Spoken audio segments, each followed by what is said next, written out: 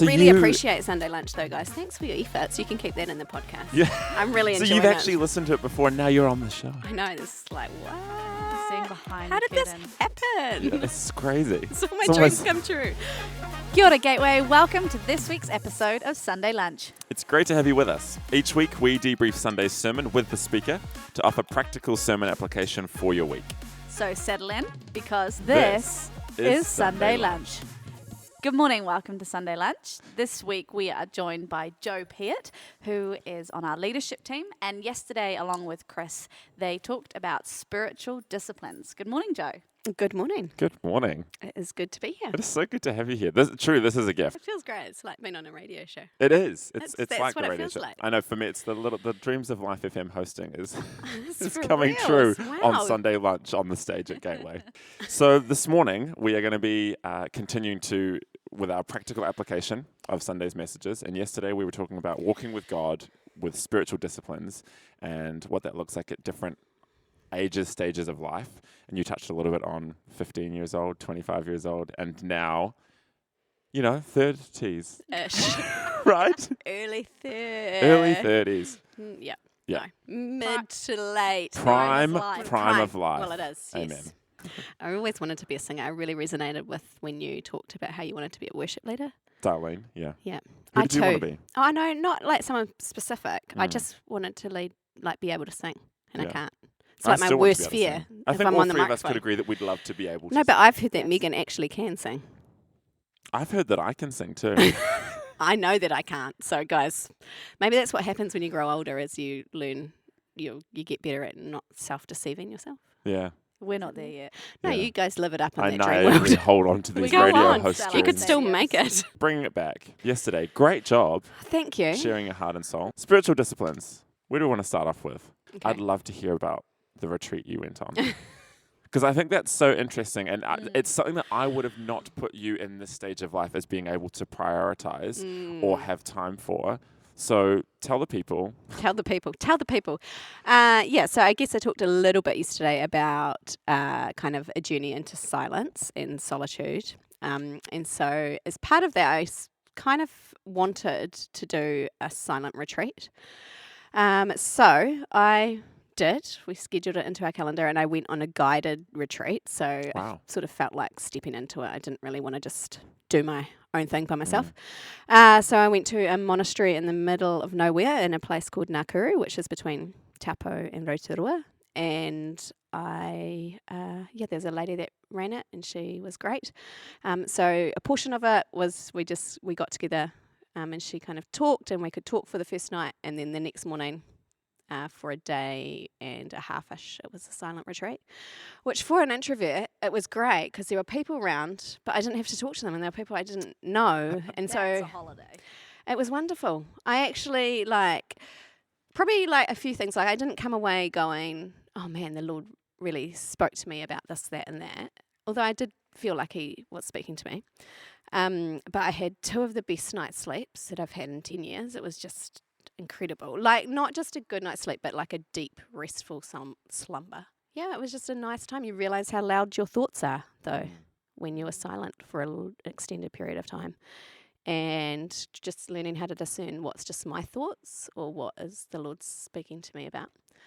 So I read, I did a little bit of writing and prayed. Yeah, read my Bible. It was a wonderful experience, and then just life is life. Like I think that's the thing about the spiritual disciplines is you go into them, but they're not magic. It's not like some magic thing. Yes. It's the steady Yeah. walk in a certain direction. And I really enjoyed my silent retreat, and I would definitely do it again. Probably try maybe and schedule it every year or every couple of years. Yeah. It's just to get away. The reception was quite poor too, so you couldn't just scroll on your phone. Yeah. And just to get away with that kind of intentional purpose to be, I'm going to try and set this time aside to meet with God and pray. And I think especially if you're in a transitional time of life, it's a really good practice to have in place. So we talk about scheduling and prioritizing, which is, I think that's probably the key words for spiritual disciplines, is it's got to be something we all know we should be spending time in prayer, spending time in communion with the Lord. even things like communion that's more than just once a month at church. So many different things. We all know we should be doing more. And so not wanting to, I guess, smack people over the head with that. Yeah, But I'd totally. love you to share a little bit about even the process of how you would have come to prioritizing even that silent retreat, knowing, I mean, you're married with 4 kids. That's, as I said, that That's doesn't why I feel got like... prioritized. Yeah, I mean, but that's amazing. So did you find there was just a thing of, hey, I need to make this happen, or was it a difficult thing to be, I don't know if I Yeah. can take that time off, or, you know? Yeah, I guess in all of this, it's been like it isn't just an overnight thing. It's been a long 3, 4, 5, 10 years kind of journey into going. We want to be more deliberate in how we structure our lives. I think particularly having kids, and also the cultural pressures that we face. Just going, if we want our kids to grow up following Jesus, we need to be really intentional about that.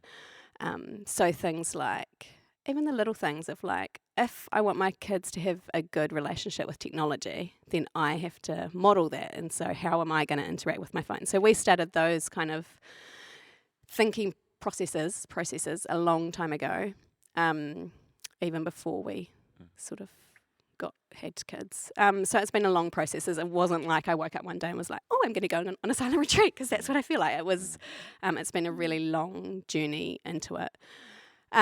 But we, as a family, we have what we call a family statement. So we have kind of the main things that we're about. And so lots of decisions we make come back to our family statement, and how we make decisions sort of goes into some of those like key things that are part of our values and our priorities, I guess, so as a good. family, which seems a little bit like when a mini organisation, but in some ways we are. But knowing what we're about helps us then to make decisions. And so just really practical things like we take time at the start of the year to go, what's in our calendar for this year? What have we had on last year?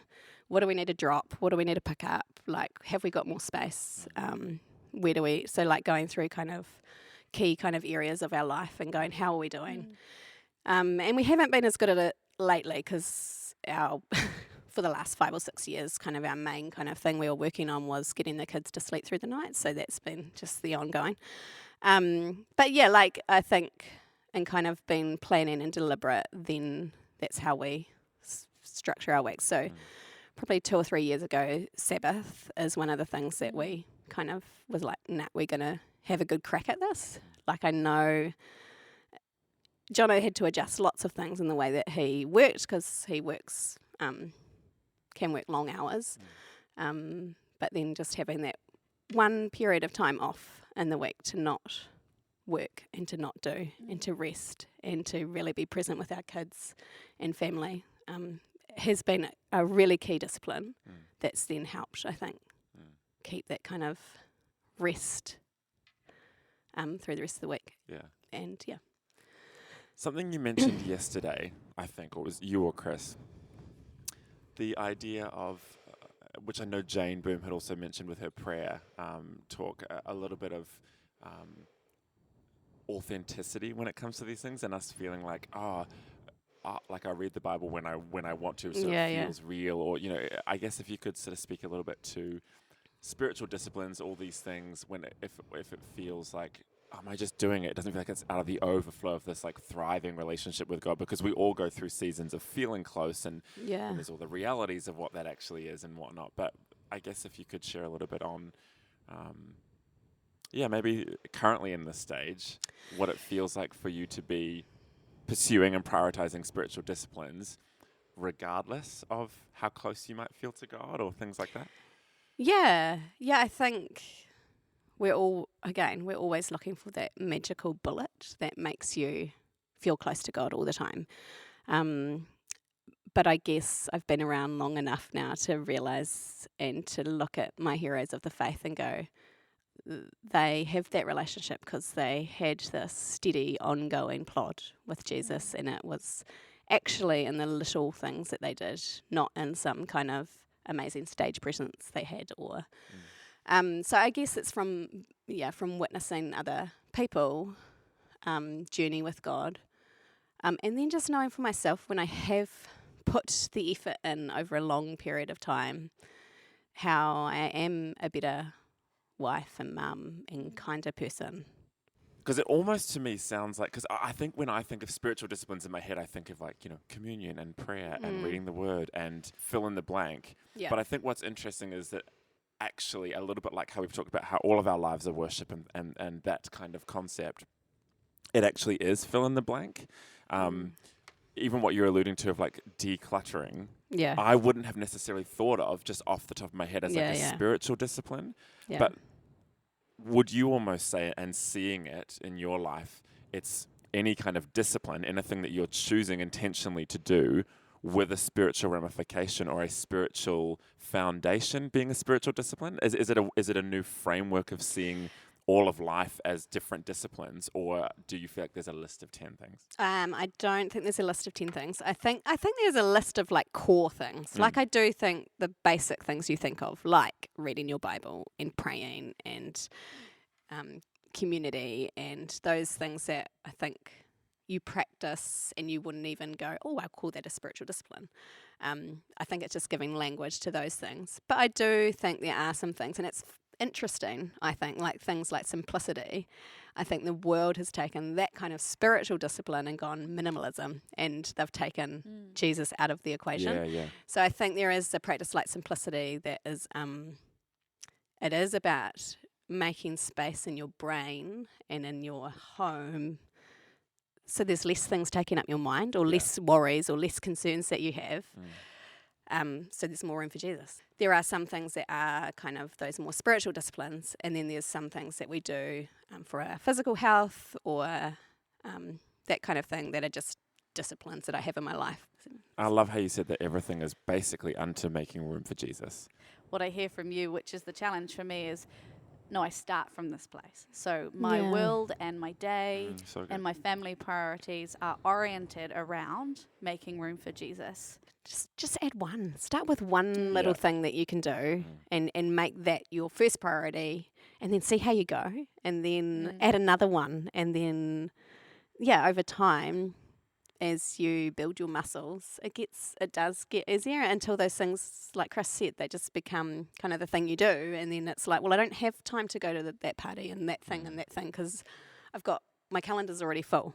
So I guess that's one of the things that we do. Is fill in our calendar first, and then those lesser priorities go in where they kind of can, and if they can't, they can't, and that's actually and it's not begrudging that. It actually becomes a joy. Yeah, it does. Those things. As you long plod, it does become a joy, and it becomes a privilege and an honor to spend time and do all that. Yeah. Is it like spiritual disciplines, religion, or relationship? I feel like we get really kind of concerned about the word religion. Ooh, that's controversial. Wow, Maybe. let's go there, Joe. It is relationship. Yeah. It is, because that's what God invites us into. And I think we've come to label lots of things that are actually wonderful practices as religious. And then, yes, they can be. And they were, because Jesus berated the Pharisees so many times for the way that they treated Sabbath. But that wasn't because Sabbath was wrong. Right. It was because their hearts were wrong. Like, you can make anything religious. Like, people are religious about going to the gym. Like, there's so many things you can make religious. So it's not the actual discipline in itself. It's your heart when you come to it. So it really does come back to where we start. Renew with us the right mind so that we view them for the purpose with which they were gifted to us. Yeah. For me, they are more like, Chris used various words like holy habits, or I have found them to be rhythms of grace. And that is really what they are for me, is when I live my life to this rhythm of doing these things through my week, I know the grace of God in my life. And yet, God is so gracious that he will meet us even when we're not doing these things, and he will speak to us, and he will be doing whatever he can to get our attention and to draw us to himself. And I think there's a time when you have to grow up in your faith and go, it's not just about milk anymore. I'm ready for meat, and I need to dig in to this relationship. I just find whenever I choose to make the time, like I would say 99 times out of 100, I feel within 5 or 10 minutes, it's like, oh God, thank you. What a gift this is. And he speaks, whether it's a little thing or a big revelation, and you go, oh yes, thank you. Let's do this again. And it's I think sometimes reminding ourselves of those moments of breakthrough and being like, Lord, what have you got? Posturing your heart again today. What's the breakthrough? What's the thing that you want to speak to me about today? Like you said, just opening your heart, even as we go about the routine and the rhythm, with an expectation that he'll speak, with an expectation that he wants to meet us, is a beautiful way to posture when it's 7 a.m. and you just don't feel like it. Who feels like anything at 7 a.m.? Amen. It's actually been more authentic to ourselves if we're honouring a decision we've actually made prior, not just in the moment. I think we use authenticity as kind of a way of just saying our feelings are okay, when sometimes our feelings aren't okay. They're not the right way to be thinking. They're not good. They're not a good judge of what is the good life. Like, they deceive us. And so sometimes having made the decision beforehand has actually been more authentic. Like, and it's funny how it doesn't necessarily, like, I think, especially like you talked about yesterday as well, the enemy coming against these things because he knows how important they are and how good they are for us, that I think we also shouldn't be surprised by our feelings when it maybe is never easier. Sometimes it feels like every day you have to choose to make time and prioritize this. And it's like, is it ever going to be like, maybe not. Yeah. And that's okay, like prioritize it, choose it anyway. Jane hit on that last week when she said, when I don't feel like praying, I'm actually not going to let the enemy snatch that away from me. I loved that. That's great. And so it's not so much of like I choose to do this or I'm just apathetic and the default is nothingness. It's not nothing. It's that the enemy wants us to do nothing because he knows that it's not a step in the direction God wants us to take. I noticed there's something from the notes that you guys didn't touch on yesterday. Whether or not we get into it right now, it could be opening a huge can of worms. Probably will be. Fasting. Oh, I knew you were going to say that. I love the definition that's written here. Fasting is intentionally depriving ourselves of an appetite in order to focus on God and to increase our appetite for Him. There's so many appetites that we have in our life that we should probably go without for a time to make some more space for Jesus. Because everyone talks about I'm just going to delete social media for a little bit. Like that's very normalized. But when you think about it, in today's day and age, potentially sometimes more than food, that actually that's a massive fast. That is fasting, especially in a culture of so much need for approval and like this. It hits on different things. But I've always loved to. It's not always just about food. It's about the things that you realize that God's putting His finger on in your life right now. That says like, hey, can you give that up? Can you walk with me for a little bit without that? Yeah. And an intentionality of choosing to give up in order to hear more from the Lord, to walk closer with Him, to see more of His heart for you in that area. So whether it's food or abstaining from other things, you realize what the idols are in your life. And I think that sometimes is, again, we always think about fasting being like, oh, I'm trying to twist God's arm into something here. But maybe it's actually God's trying to reveal to you what is actually above Him in your life. And so if you're on social media because you need to hear the approval of other people and not the voice of God into your life, or not to hear or feel His approval, then maybe that's an idol. And maybe that's why God's saying abstain from that or fast from that. Bring it all back to Jesus is the joy. He's the priority. He's everything. And that has been the whole, I think, crux of this series, Walking with God, is bringing us back into that alignment that it's such a joy. It's not a duty. Yes, there are times when we have to just prioritize, and there can be sometimes feels like a perceived hard slog, but even perception can change. It's like when He is the absolute joy and the prize of our life and the prize of why we do what we do. It's why we think about what we think about, and it's why we put disciplines and good things in place so that our lives can more beautifully reflect who He's called us to be, and that we may commune with Him better, to know Him better, but to also be a better example of Him, His hands and feet, to the world. That's a wrap for this week's Sunday Lunch. Thank you so much for being with us. Until next time, Ka ka kite kite anō. anō.